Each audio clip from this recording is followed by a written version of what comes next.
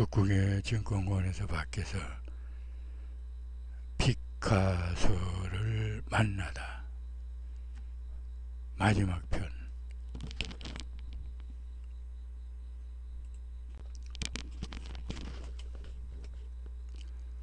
잘 21세기 들자 미술은 확장일로의 미술 전성 시대를 맞았습니다. 이런 세대에 아무개 연예인이 자신이 그린 문제로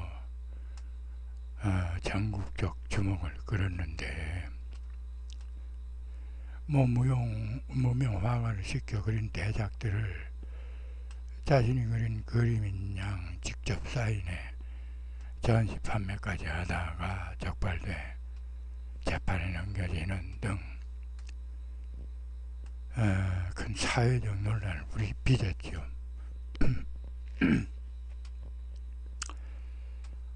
아무개 씨는 세계적 팝 아티스트 앤디 워홀도 팝 아트 작품을 할 땐 조수를 썼으니 자신의 그림도 팝 아트로 조수를 썼다고 강변했죠. 또 자신의 작품을 개념미술이니 팝 아트니 하던데, 어떤 작품이든 사회와 전문가들의 객관적인 검증을 거쳐야 팝 아트든 개념미술이든 여타이든 실체를 파악할 수 있을 것 같습니다. 피카소 셀프로 개념미술이니 팝아트니 정의 내리는 것은 넌센스야. 당대의 미적 감각 작품 재료나 과정도 살피고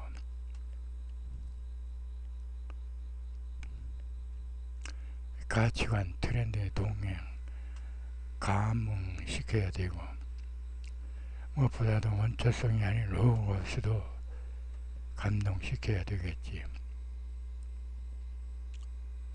개념미술이나 팝아트는 현대판 포스트 모더니즘이고 다다니즘이고 시루레알리즘이고 아방가르드고 표현주의야. 그런 객관성도 없이 그저 혼자만의 기벽으로 빚은 자극적 오브제나 원색으로 일부 관람객들 감성에 자극을 가했다고 해서 팝아트가 되는 것은 아니자.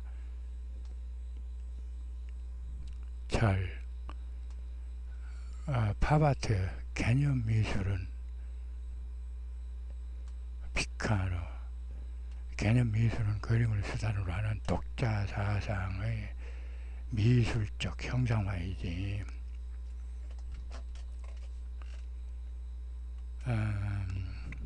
팝아트라는 용어는 19세기 말 영국의 미술평론가 로렌스 엘로웨이가 처음 사용했고, 조니 하거, 리처드 해밀턴이 그 전임 미담 2호에 들어 실험에 나섰어. 팝아트는 기실 추상 표현주의에 대한 반동으로 등장했어. 둘 다 일종의 탈근대 미술, 포스트 모더니즘 장르로 볼 수 있는데,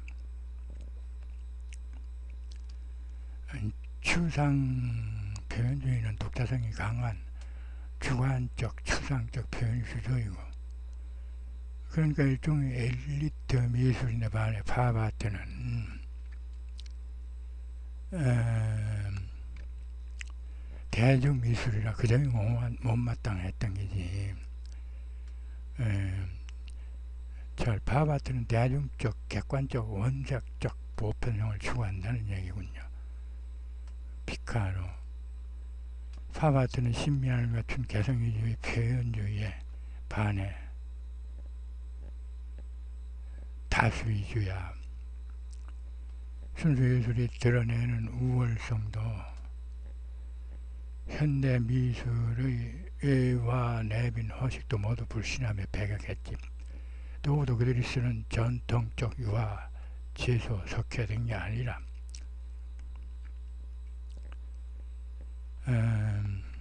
아크릴, 석탄, 토마토, 페인트, 녹 따위를 벽이나 피가고 지하철 등에 칠했어. 흔하게 널린 붓과 펜을 써 구태의연한 일차원 전통을 파괴하고 가감없는 현대의 이면목과 특징을 리얼리즘으로 드러냈지. 그러니까 신세대들을 타켓으로 갖가지 싸구려 광고판, 패션, 슬로건 등을 미술이라는 이름으로 재생산해내는 거지. 그들에겐 박물관 유물이 아니라 당장의 감성적 카타르시스가 필요하거든.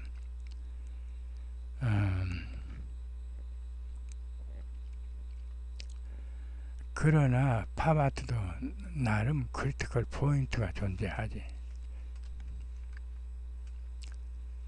팝아트뿐만 아니라 컨템포러리 아트의 위성 미술들,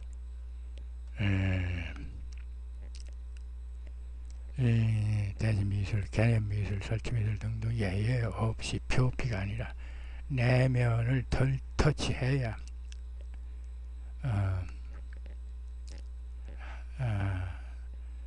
곧 영혼의 일부에라도 삼투되어야 비로소 예술 되는 거야.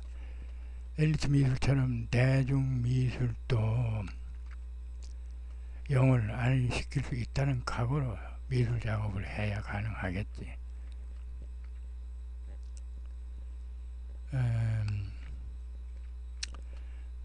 리처드 해밀턴이 스타트를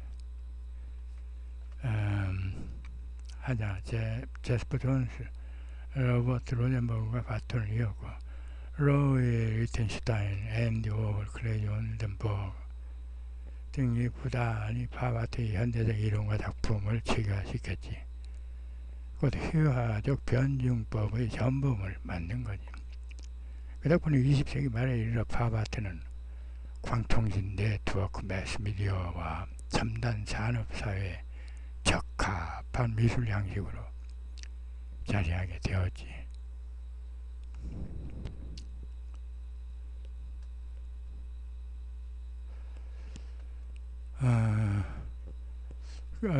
화가들이 판화와 회화를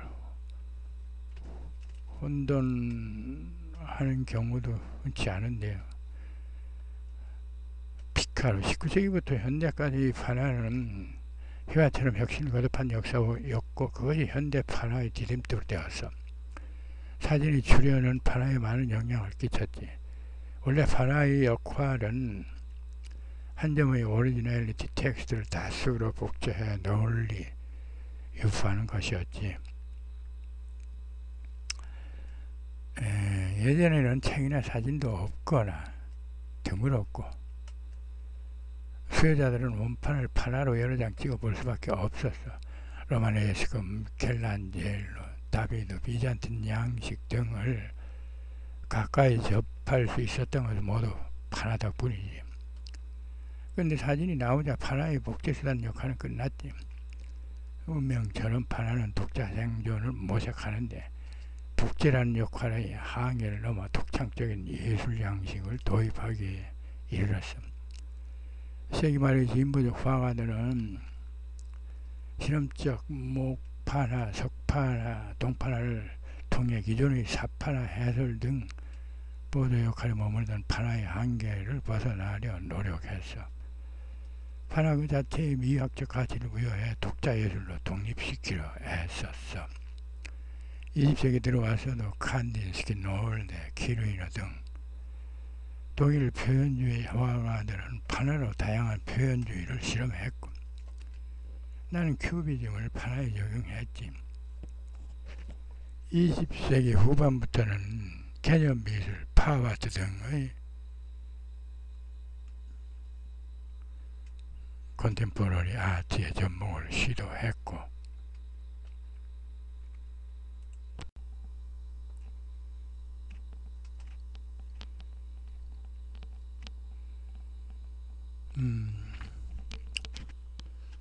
로트렉, 피카소 등의 화가들, 리플리, 포스터처럼 포스터 사파로 상영된다. 또 화상 포라는 자신이 출판하는 대문호들 문학서적에 피카소, 루오, 샤갈 등의 그림들을 사용해 큰 성공을 거둔다. 다양한 판화 패턴들로 응용되는데 그간의 복제성에서 벗어나 예술적 창작을 향해 진력한다. 차츰 판화는 예술의 단계로 들어서면서 또서 포스터, 실크 스크린 등의 영역과 기능이 광범위하게 확대되었고 순노동력이 가미된 확장된 판에서 작품을 원활히 하기 위해 작가는 조수를 쓰게 되었다. 피카소, 앤디 워홀의 마릴린 몬로 같은 작품들은 그림이 아니라 판화야. 그건 실크 스크린 같은 현대적 패턴이든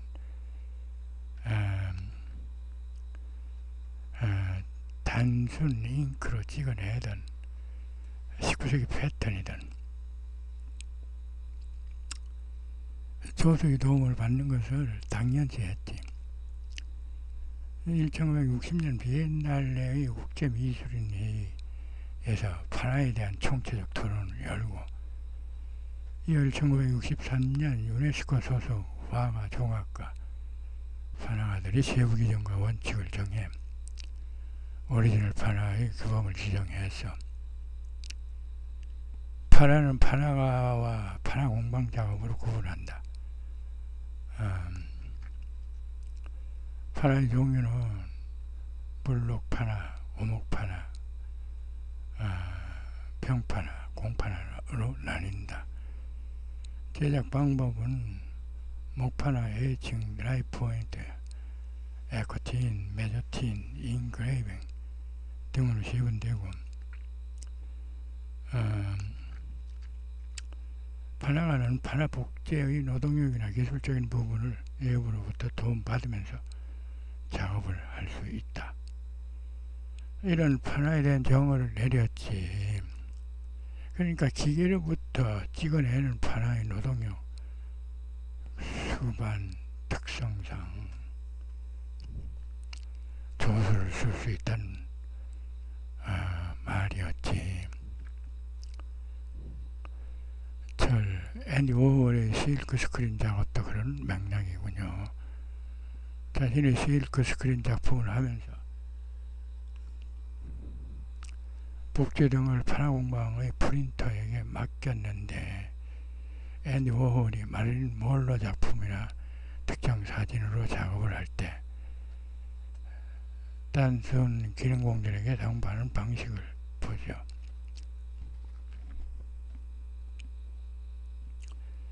이 사진의 감광을 하고 각각 4절째 크기로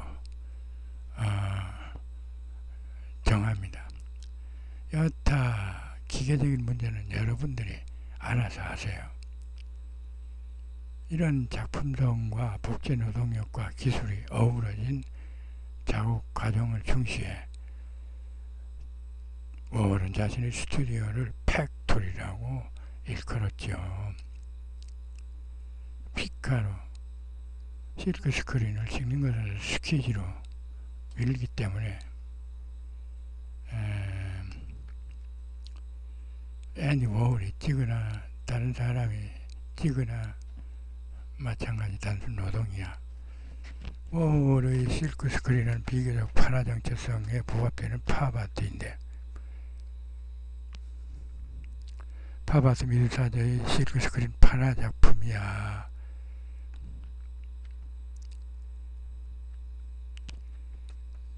공판화의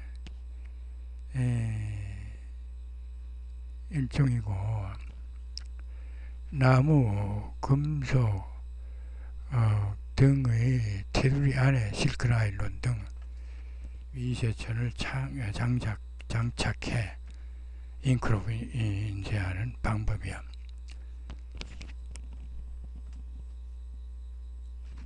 판화는 단판을 찍기도 하고 에디션을 찍기도 하는데 앤디 워홀의 실크 스크린은 에디션을 낼 수 있는 판화이지.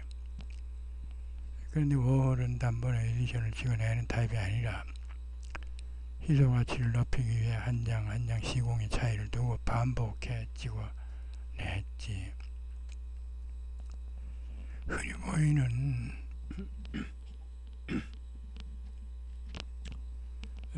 그 마릴린 먼로 또는 광고 상표들이 그 작업물들이야. 철. 앤디 워홀도 작품을 할 때 조수를 써.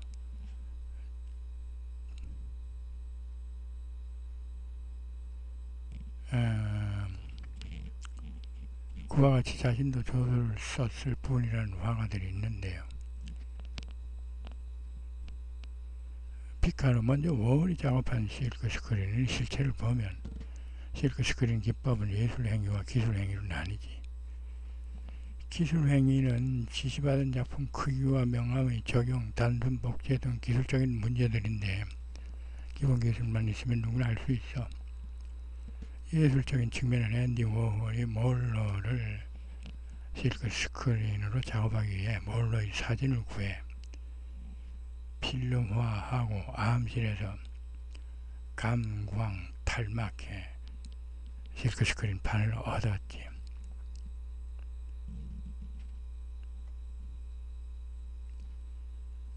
또 각각의 판의 색을 정하는데 한번 색을 정하면 그 당의 스크린판 색만 나오기에 다른 색을 얻으려면 또 다른 스크린판을 만들어야 하니까 색의 선택도 고도의 신비함이 필요해. 부드러운 명암도 구성해야 하고 앤디 워홀의 실크 스크린 작품들을 보면 4가지 이상의 색은 거의 없지. 다채로운 색을 지정한 판을 일일이 만들려면 시간과 돈이 드는 것도 그렇지만 색을 선택하는 고도의 미적 신비함과 감각이 요구되니까 그럴 밖에 없어. 그러니까 판화의 예술성은 순전히 작가의 몫이며 책임이야.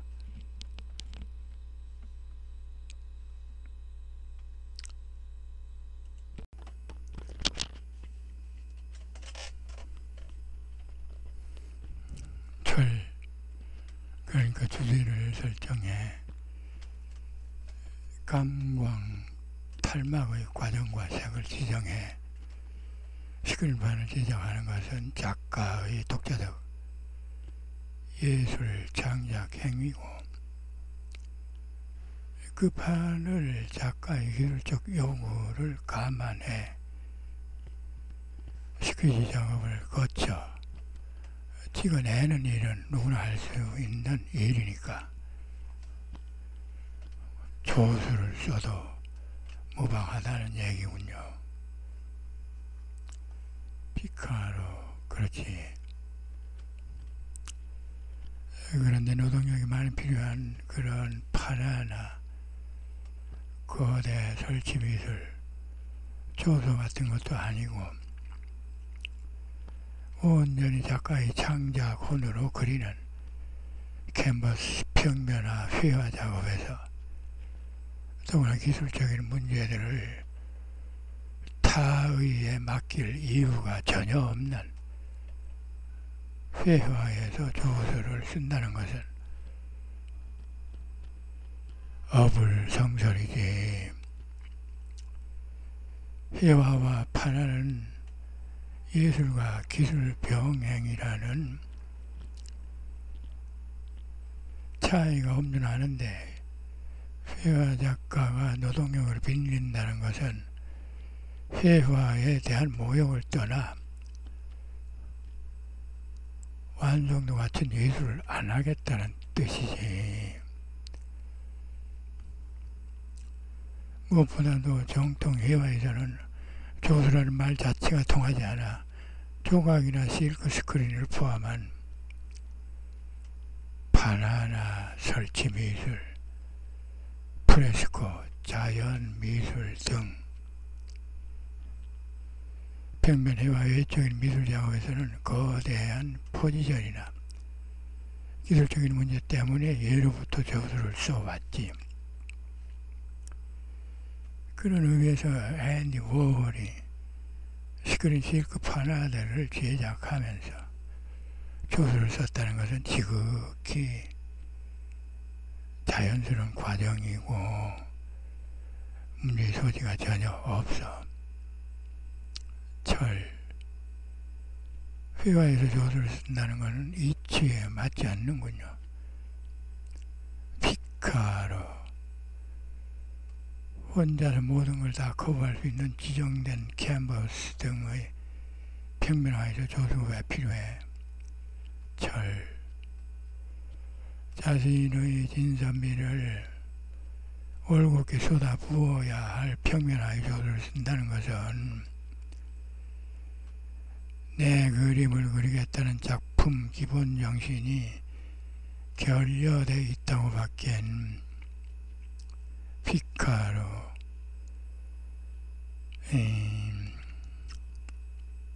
캔버스에 붓으로 그림을 그린다는 것은 자신의 영혼과 자아, 독자적 진선미를 그려내기 위함인데, 그런 회화 미술을 조술시켜 한다는 것은 빗나간 부정형이지. 파나나, 조각, 석상, 설치 등은 표현을 중시하는 미술적 가치와 더불어 생산을 중시하는 공산품적 가치도 상당수 포함되는데, 그 때문에 조수가 필요한 거고,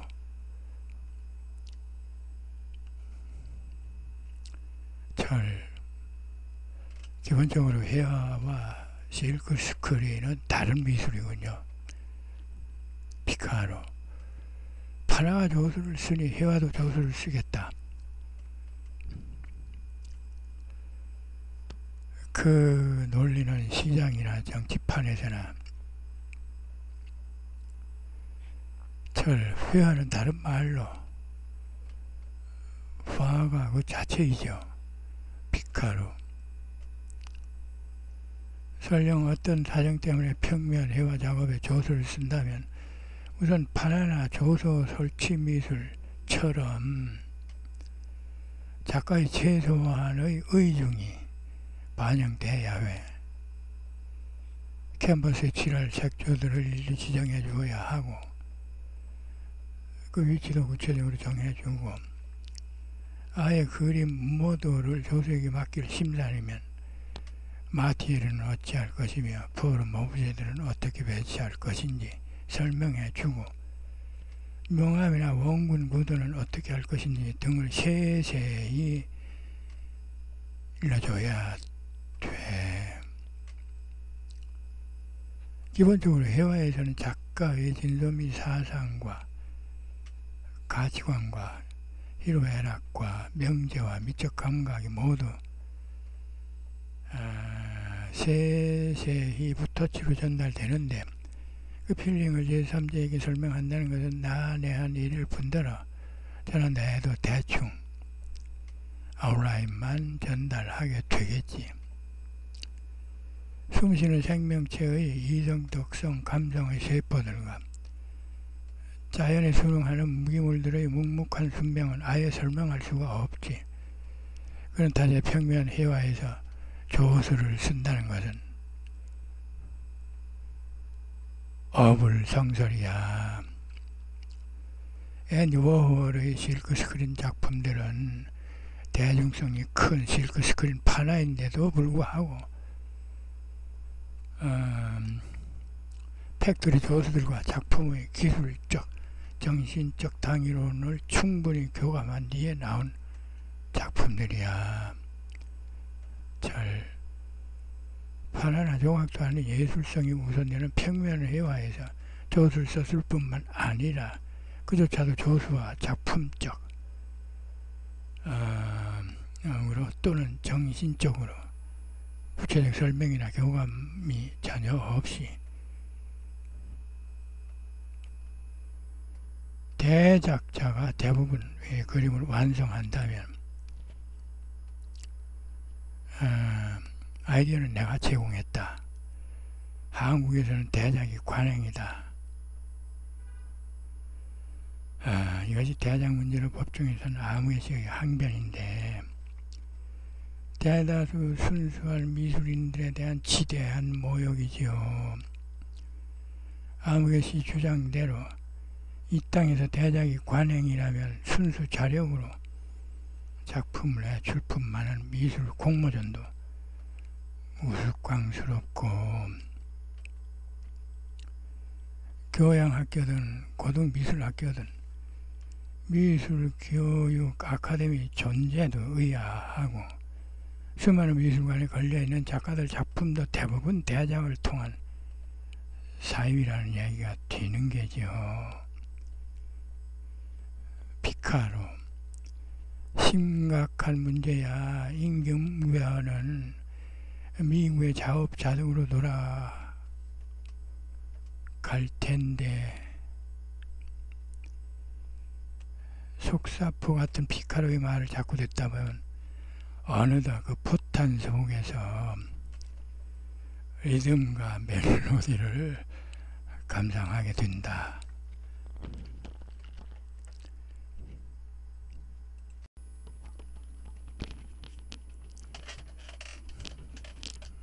철, 결과적으로 평면하는 조수를 쓸 수 있는 장르가 아니란 말이군요. 피카로, 로댕이 거대한 지성을 위전했다거나, 미켈란젤로가 시스트라 대성당 천장에 천지창조 7작업을 했다거나, 앤디 워홀이 기계를 통한 실크 스크린 작업을 대량으로 한다거나 할 때는 단순 회화를 벗어난 제조업에 가까운 빅스케일이니 어쩔 수 없이 여타 노동력을 빌 수밖에 없겠지.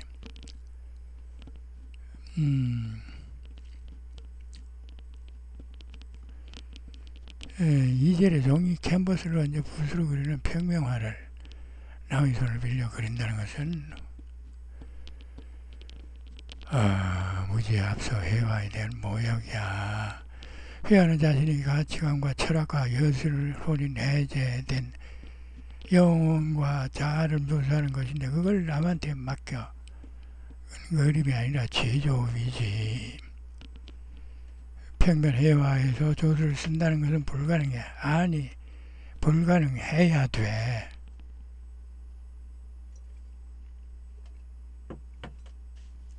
절, 개념 미술이든 팝 아트든 원초적 감성만 현혹시키는 단계를 넘어야 된다는 말이군요.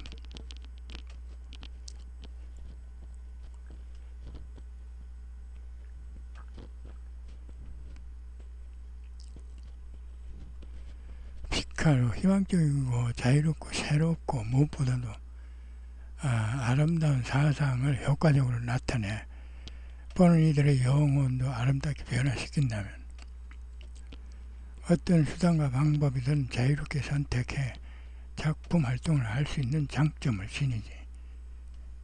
개념 미술은 그래서 팝아트든 그래피티든 두들이든 그 모든 컨템포러리 아트는 개념 미술이 될 수도 있고 아닐 수도 있는 거야. 하기에 따라서. 철, 개념 미술은 현대판 표현주의 미술인데, 개념 미술도 팝 아트와 유기적인 면도 있지만 가장 관념적인 미술은 틀림없으니까요. 피카로, 표현주의가 개념 미술을 낳았으니, 절, 어떤 의미 있는 독자 사유의 개념 미술이라기보다는 대중적 유명세가 지배하는 미술은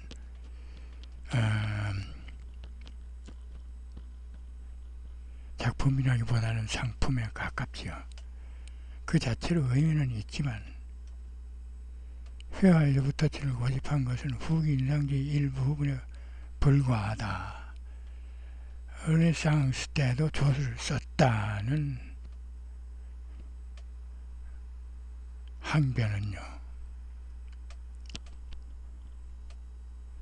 피카노, 그것은 질병 등의 사유로 붓을 못 쥐는 화가들과 저자의 박리담회식 상업 화가들 등 일부에 지나지 않았으며 자기 작품에 절대적 프라이드를 지닌 대다수 올고준 작가들은 빠짐없이 제 손으로 붓을 잡아서 쿠키를 코만 더듬으며 쿠키는 다 잃었다.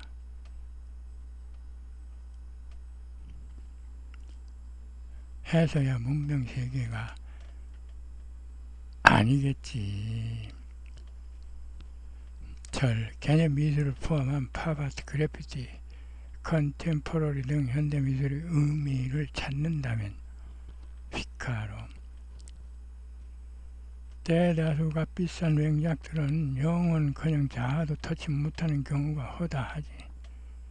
메인스트림에 의해 메인스트림을 위한 정체성이다 보니 그런데도 메인스트림들의 명작 지상주의 풍조에 편성해 컬렉션되는 실상인데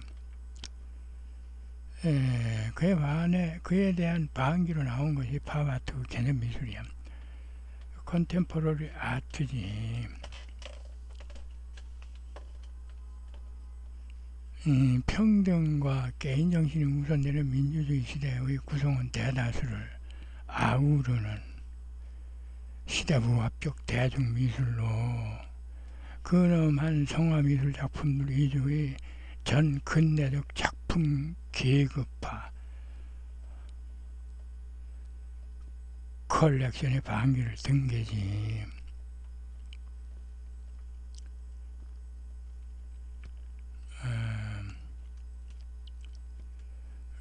저 작품을 상품으로 취급해 매매하는 신자유주의판 상업미술이 아니라 사상을 위한 사상에 의한 사상의 미술을 지향하는 관점 작품관이군요.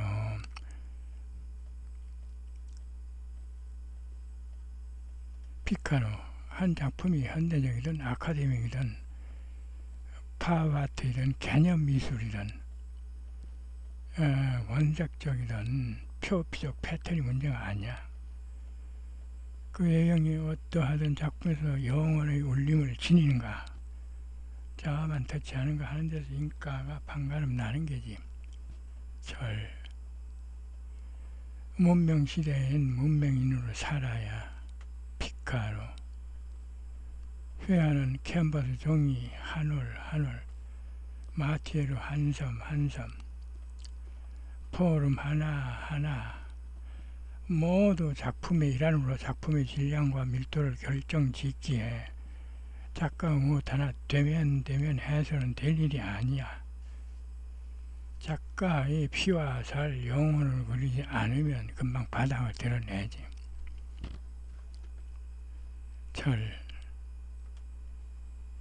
자아의 자극을 가하는 정도라면 예술이 될 수 없고 영혼의 일부라도 감동시켜야 예술이다. 나름의 크리티컬 포인트입니다. 피카로. 설득력 있는 임계점이군. 근데 나는 대체로 추상 성애주의지만 난 추상 분열주의로 작업했지. 정신분열은 의사의 영역이지만 육체분열은 화가의 영역이라고 난 생각했어. 현대들어 정신은 다양하고도 자유롭게 분열되는데 육체인들 다양하고도 자유롭지 못할 이유가 없다는 거였지. 생각과 말과 행동이 표리부동이 아니라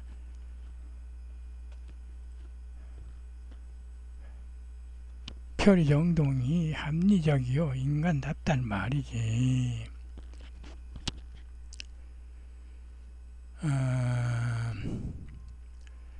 피카소의 작품에 등장하는 모든 기하학적인 형태는 캔버스의 형태인 직사각형으로 귀결된다.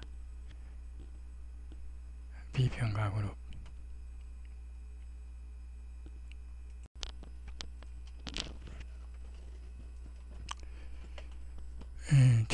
피카소의 일상에서 피카소의 정체성과 운명을 결정지은 문제들이 몇몇 있었는데, 무명 화가 프랑스와드 진로는 피카소가 간절히 소원한 여자였지만,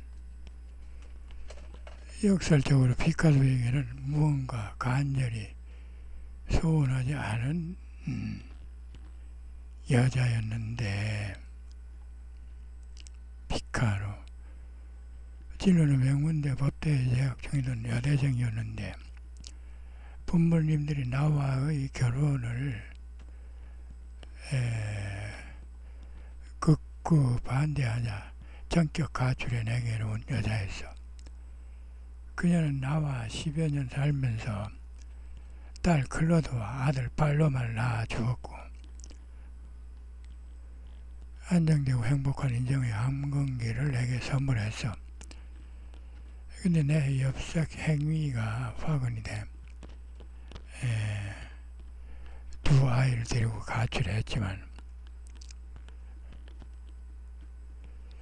나는 경험상 그때까지 나를 떠날 여자는 이 세상에 없다고 단정했으니까 더욱 충격이 컸지.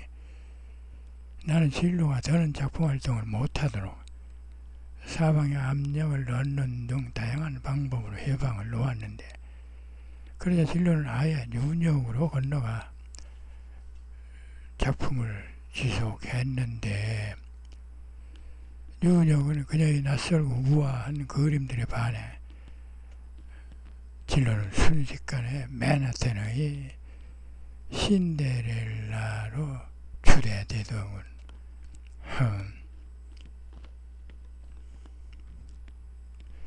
뉴욕에서 돈과 명예를 모두 거머쥔 지일은 맨하탄의 어퍼 웨스트 사이드의 고급 스튜디오에서 100살이 넘도록 왕성하게 작품에 몰두한다. 2010년에는 예술의 세계화 기여를 인정받아 프랑스 최고 훈장 레종 도네르를 수상했다. 한편 프랑스와주 진로는 피카소의 사생활을 폭로하는 피카소와 함께한 삶이라는 책을 펴내는데,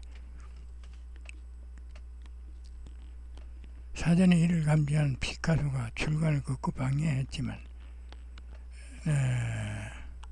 그녀는 지난날 피카소의 파쇼 기질과 에르토베니아 기질에 혼이 나간 적이 한두 번이 아니어서 그 몫이라도 하려는 뜻이 출간을 강행한다. 속내 피카소는 난생 처음 감당할 수 없는 모욕감, 패배감, 트라우마에 휩싸여 정신병원에 입원한다. 반면 프랑스와주는 막대한 인세를 걷어들여 피카소를 상대로 진행 중인 소송의 변호사의 거액을 건네고 승리해 피카소를 재차 그렇기로 몰아넣는다. 철. 또 하나 피카소의 괄목할 만한 족적은 피카소의 전위적 변주 시들이 인상 깊더군요. 숫자와 음표, 문자의 혼합과 단어와 문장들의 다양한 배치는 다양한 형태와 색깔로 다양한 실험을 했던 회화 작업처럼 독자적 양식을 구조하더군요. 피카소. 큐비즘 회화로 아카데믹의 그래피티를 쏟았듯이 큐비즘 문자로 라틴어 바이블에 낙서를 쏟았지. 신이 눈치채지 못할 만큼만. 피카로의 조형시들을 읽다 보면 길을 잃고 헤매게 된다. 페인트 피카소는 붓을 들면 지정된 정형만 주장하는 것에서 탈출하듯이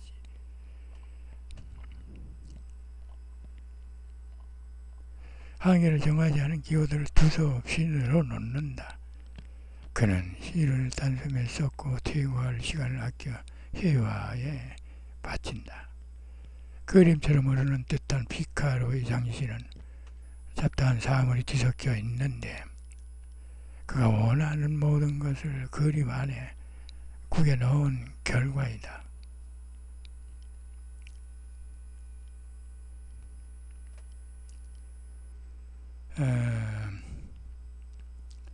시 안에 구겨 넣은 결과이다. 사물들은 알아서 자리를 잡아야 된다. 구도점을 무시되고 연결을 반복하는 비정형 시들을 읽다 보면 호흡과 일치하는 리듬이 생겨난다. 내 시를 누가 읽으라고 강권했나.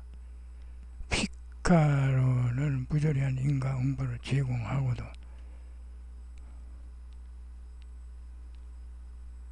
내내 오만하다. 피카로 어떻든 자네 덕분에 오늘 즐거웠네. 랭보, 에릭 사티, 다자이 오사무, 파졸리니,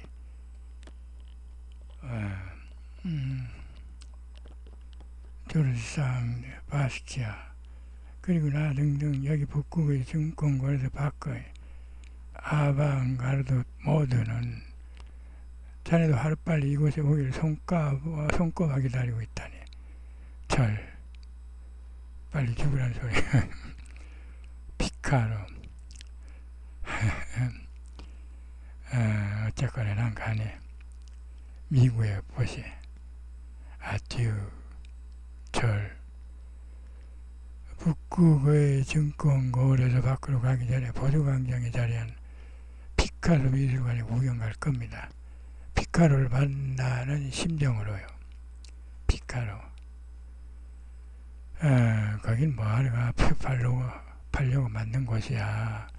관두고 바로 북극의 증권거래소 밖으로 오게나. 나 자네를 위해 입방체 아롤라스로 신비한 오로라가 감도는 아롤라스피아를 만들어 놓지. 절 감사합니다만 아직은 1차원에서 좀 더 살아야 됩니다. 언젠가 때가 되면 그때 뵙지요. 피카로. 하하. 그러게나. 올 때까지 그곳에서 부지런히 노력해 보게라. 아로라스 분리주의 운동 말이야.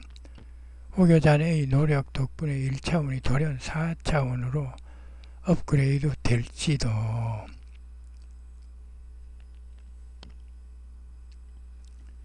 피카로는 같다. 때마쳐 그의 장밋빛 시대의 마티에르 같은 부캐의 처절한 빛빛 노을이 온 세상을 덮고 있다. 더불어 북극 여우도, 북극 곰도, 이곽수도, 수염고래도 그 신비스럽고도 황홀한 큐비즘 포럼 속으로 모두들 가버렸다. 나만 남았다.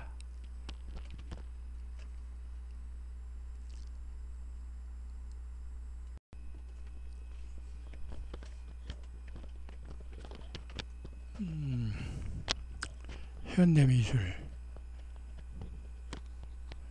컨템포러리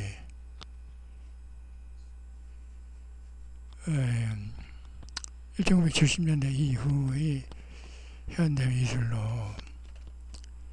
모티브 발상, 재료, 방법, 도구 등 작품에 관한 모든 것을 동시대 안에서 찾아 작업하는 미술이다. 팝아트. 만화, 광고, 패션, 스포츠 등에서 대중성을 획득한 이미지를 재료로 사용해 대중문화의 한 단면을 재생산해낸다. 개념미술 작품을 제작한 의도와 사상과 그 작품 과정이 예술이다. 그래피티, 예술적 낙서와 두들, 비예술적 낙서와 미니멀리즘, 배경은 치장이나 표현은 최대한 억제하고 예술 형태의 가장 본질적인 요소를 부각하는 사조이다.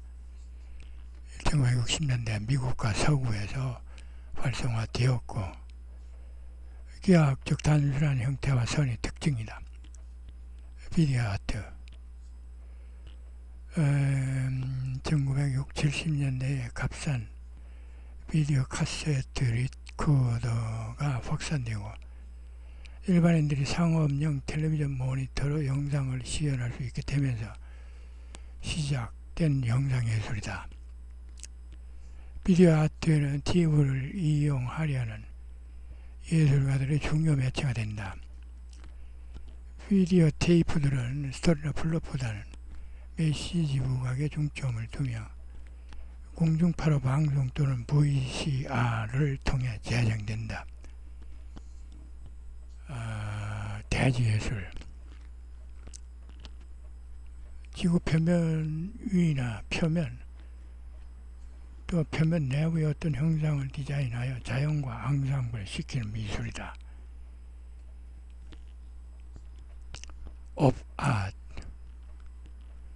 옵아트는 기하학적 형태와 미묘한 색채관계, 원근법 등을 이용하여 사람의 눈에 착시를 일으켜 환상을 보이게 하는 과학적 예술 종류로 구성주의적 치수상 미술과는 달리 사상이나 정서와는 무관하게 원근법상의 착시나 색채의 장력을 통하여 순수한 시각상의 효과를 추구한다.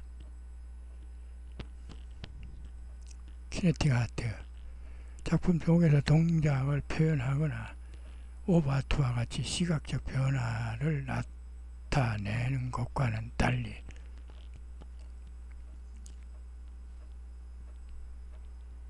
작품 자체가 움직이거나 움직이는 부분이 있는 예술 작품이며 대개 조각 형태를 띈다.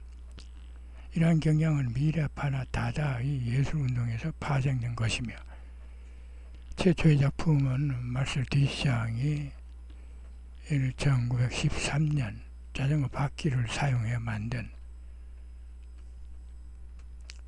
모빌이다.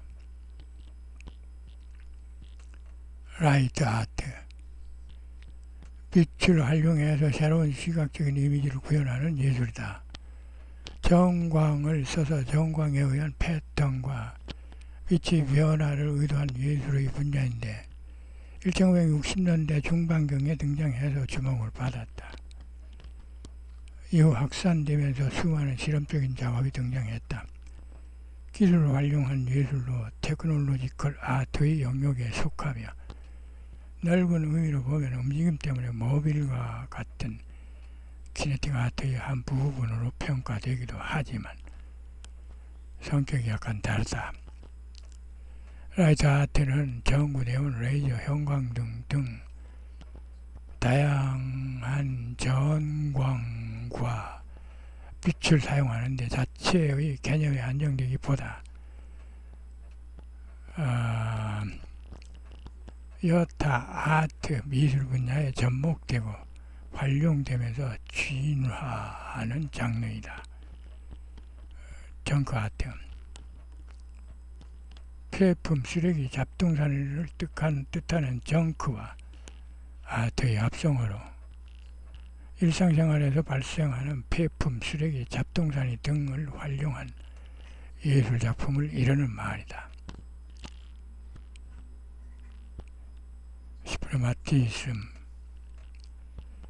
1915년 말레비치가 주장하여 러시아 혁명 전후의 미술계를 구성주의와 함께 이분화하여 전개된 전위미술 사조이다. 구성주의가 물질 지상주의 외적인 현실로 향한 비회화적인 사조인데 반해 시프레마티즘은 2차원의 세계에서 인간의 내적인 현실을 파헤친 사조이다.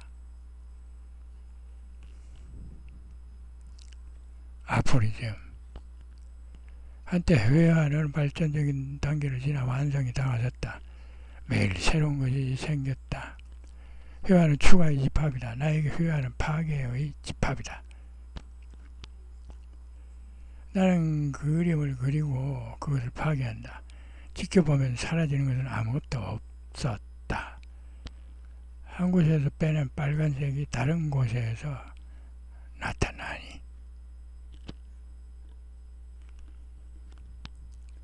예술은 공간을 장식하기 위해 만들어진 게 아니다. 적들을 막아내는 공격무기다. 입체파는 기존의 미술과 다르지 않다. 기존의 미술과 같은 원칙과 요소를 지니고 있는 탓이다. 오랫동안 입체파는 이해 불가였기에 오늘날까지 사람들은 이를 볼 수 없는 것으로 치부한다. 나는 영어 문맹이다. 그러므로 영어책은 내게는 백지와 같다. 그렇다고 해서 영어가 존재하지 않는다고 할 수는 없다. 내가 모르는 것을 이해하지 못한다고 해서 다른 누군가를 탓할 수 있겠는가?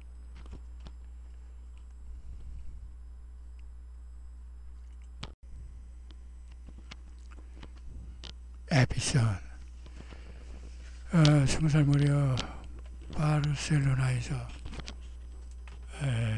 피카소는 일본어를 파리로 상경해 몽파르나스 부근에서 한동안 거지꼴로 노숙 생활을 했다.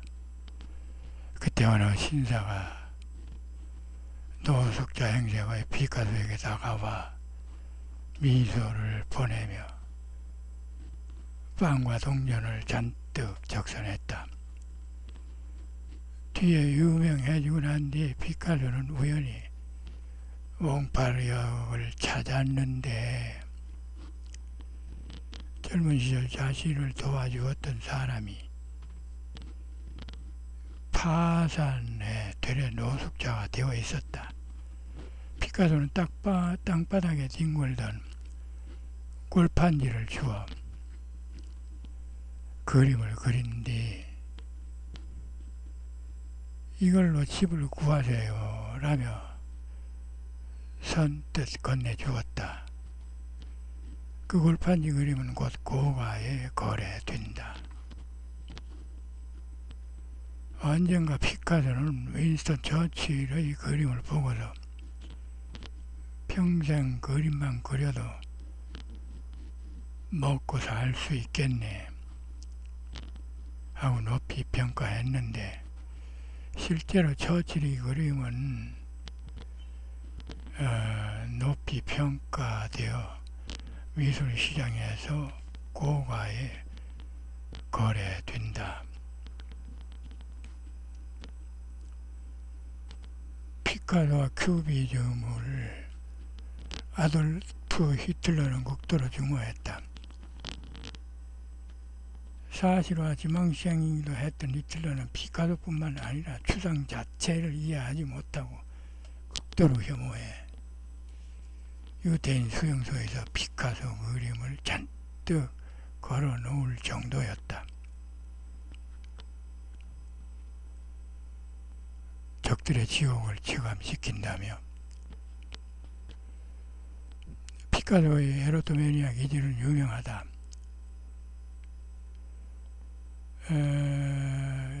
70살이 넘어서도 20살짜리 여자와 아이를 낳기도 할 정도였는데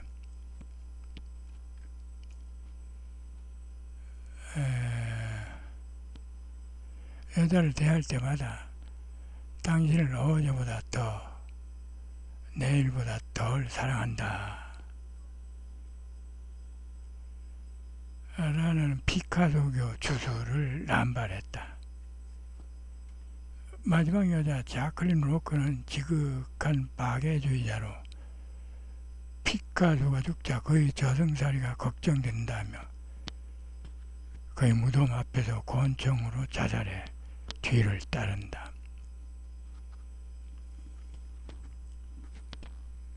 피카소는 화가 지망생인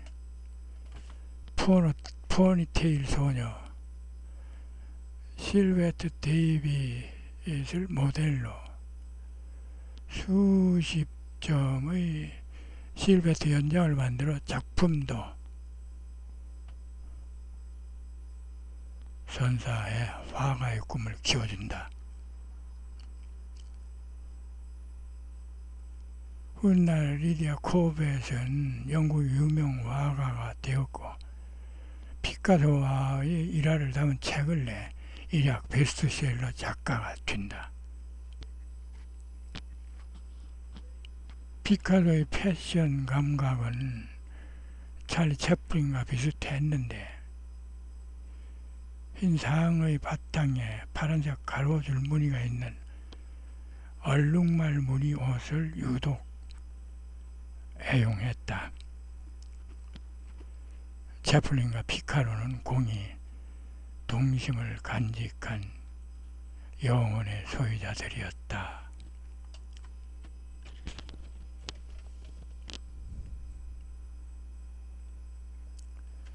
바닷가에서 한 아이가 종이와 펜을 들고 피카소에게 다가와 그림을 그려달라고 했다. 아이의 부모가 피카소를 알아보고 시킨 것이다. 피카소는 종이 대신 아이의 등에다 그림을 그려서 돌려 보내면서 비록 등에 그렸지만 저 아이의 부모는 피카소 그림이라 결코 지우지 못할 걸 하고 중얼거렸다.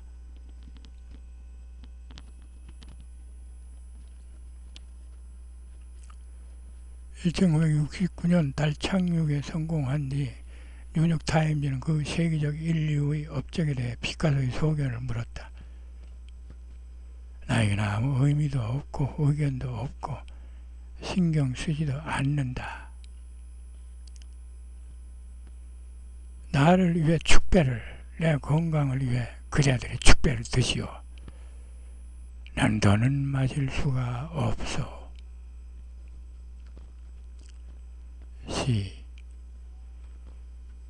피카소는 1935년 올가와 헤어지고 우울감과 상실감에 시를 쓰기 시작해 수백 편을 남겼다.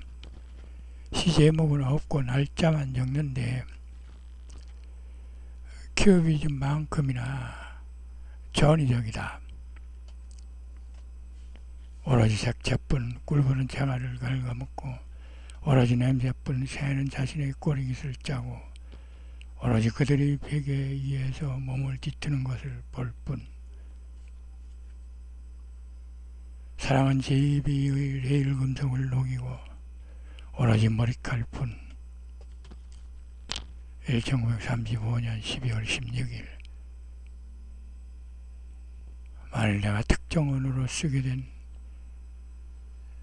개가 숲속에서 산토끼를 쫓고 있다라는 문장을 다른 언어로 옮겨야 한다면 모래 속에 네 다리를 단단히 박은 흰 나무 테이블이 자신이 너무도 어리석다는 사실을 알게 되자 두려움에 휩싸여 빈사 상태에 빠졌다 라고 표현할 수밖에 없다. 1935년 10월 28일 불류에 대하여 불류가 의미하는 것은 무엇일까? 블루라는 단어를 들을 때마다 떠오르는 느낌은 개성에 따라 수천 가지이다. 골로 아주 담백가보이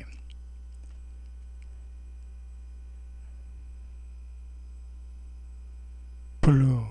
이 경우의 블루는 누군가의 눈이 골로 아주 담백가보이 색깔처럼 파랗다고 표현할 수 있는 색깔의 개념이다. 반대로 파리에서는 덜 익힌 스테이크를 보고 블루라고 한다. 붉은색을 푸르다고 표현하는 것이다. 내가 시를 쓸 때 자주 시도하는 방식과 동일하다. 캐머스는 심장에 박힌 오리 성긴 어망.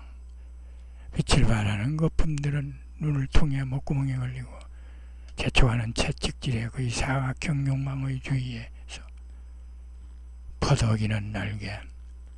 1936년 1월 4일 강가에서 자두나무 가지의 숭숭한 그늘이 드리운 수도가에 쌓인 감자 껍질 위에 앉아있는 두 마리 바퀴벌레를 약올리는 아이의 모습을 본떠 밀랍 모양의 깃털 침대 위에 펼쳐놓은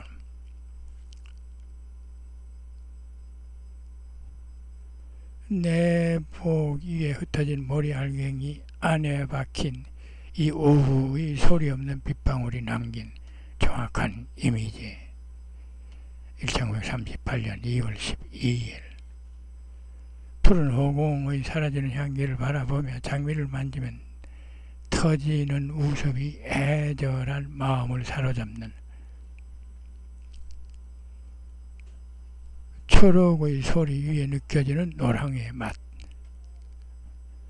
1936년 5월 18일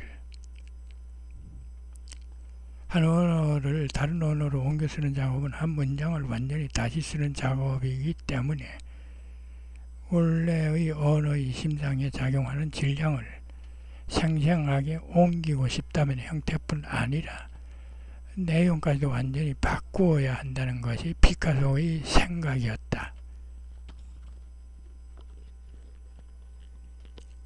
피카소 시 리뷰 1934년 겨울 리처드 프리덴탈의 위대한 예술가들의 편지들 블레이크에서 폴러까지 중에서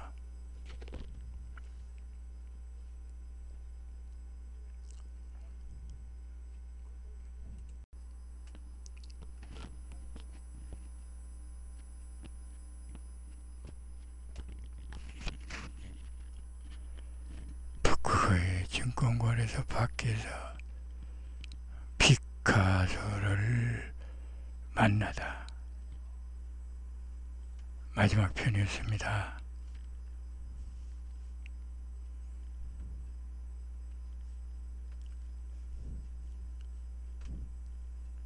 감사합니다.